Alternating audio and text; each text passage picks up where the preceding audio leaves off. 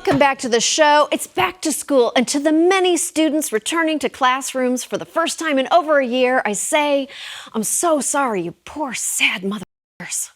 The governors of Florida, Texas, and Arizona refused to mandate masks in schools. Jesus Christ, so much of the country is ready and willing to put children in danger to make a political statement. We've actually obtained an official statement on COVID safety measures for schools in some of those states. You're gonna die in there! All of you! You are gonna die! Fortunately, some schools have found a pretty ingenious way to get around governors who want to kill their teachers and students. At Centennial High, new school year, new dress code. Morning, do you have your mask? Masks required.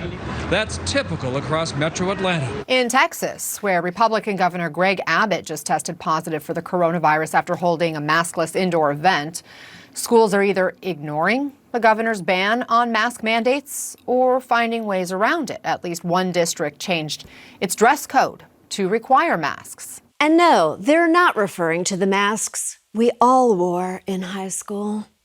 While it's amazing to see school districts change dress codes to actually help students, historically, they've almost always been used to police the bodies of girls, LGBTQ students, and kids of color.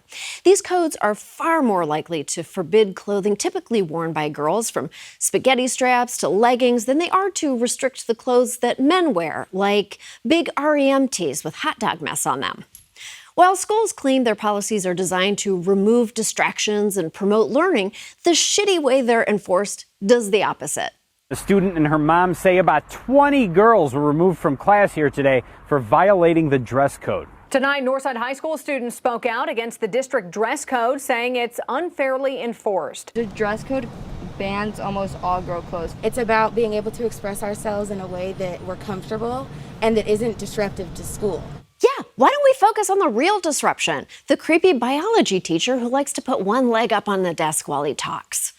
In recent years, the sexist way schools enforce their policies has made national news. When Riley O'Keefe and Zoe Iannone, both freshmen at Barnum Trail High School in St. Johns County, Florida, opened their brand new yearbook, their photos had been edited to cover their chests. I got very upset and I was very uncomfortable that that's how they were looking at our photos. In all, at least 80 photos were edited, all female students. These parents say they were later told it was modesty editing. That is so gross and violating. Though, to be fair, they also edited the lunch ladies showing off their big, beautiful melons. Even when girls try to follow their school's dress codes, they're often punished just for having human bodies. Students have been pulled out of class for not wearing bras, for wearing bras but letting their straps show, and even for just having boobs at all. Come on, schools, get your shit together. This is the United States of America. In this country, we do not hold people back for having big naturals. We lift them up, we support them, and sometimes we separate them. Meanwhile, in Alaska, a teenage swimmer initially had her win disqualified just because a referee felt her swimsuit was too revealing. What's even more up is she was wearing the same school-approved swimsuit as the rest of her team. Students should be able to participate in sports without worrying that adults will sexualize their bodies. Even worse, the referee was so distracted they didn't see who got second place, a dolphin who snuck in last minute. And as with every nightmare this country has ever produced, school dress codes have been especially used to harm Black people. Mystic Valley Regional Charter School says the two sophomore students' hair extensions violates its dress code. It's more than just braids to me. An 11-year-old boy received an in-school suspension, well, because of his hair. This little boy, this is Maddox. His mom is white, his dad is black, and his mom, Hope Cozart, said that little Maddox just wanted to grow his hair out to try various hairstyles to honor his African heritage. They said, this is not racist. This is about rules. Let's hear a father at a school board meeting. I don't like driving 70 miles an hour down I-35, but I do it. You know why? Because it's a rule. I would call this guy an idiot, but that would be unfair to the mouse on the wheel inside his head that drank itself to death when he tried to make that analogy.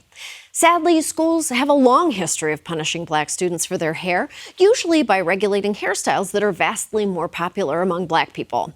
One school in Kentucky went so far as to specifically list off banned Black hairstyles, including dreadlocks, twists, afros longer than 2 inches, and cornrows, which they misspelled as cornrows. You dummies. Everyone knows a corn roll is a Southern bread you can find at Golden Corral just after the Bourbon Street Chicken, but before the cotton candy machine. This policy was reversed, but let's not kid ourselves. If this story never went viral, school officials would probably still be like countless others that basically consider being black a distraction to the other students. And while proponents of school dress codes say they're intended to make the student body a more cohesive, structured unit for students of color, that often means having to conform to whiteness. For example, in Texas, a 5-year-old Navajo kindergartner was sent home because of his traditional long hair, and he was only allowed back after his family provided official documentation of his heritage.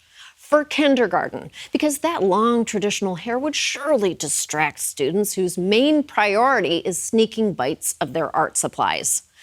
School dress codes aren't just going to disappear, but there are better ways to have them, and some schools are setting the new standard. You won't hear much complaining among Portland public school students. The new dress code is gender neutral, and students can wear pretty much whatever they want. According to Seattle Public Schools website, the policy allows students to dress and wear their hair how they want without, quote, fear of unnecessary discipline or body shaming. When students go back to school in Alameda next week, there will be fewer dress code restrictions. A number of other school districts across the country are making similar changes to their dress code policy, so it's really a movement that's sweeping across the country now. School dress codes don't have to be bad. They can protect students and be respectful of their cultures and bodies.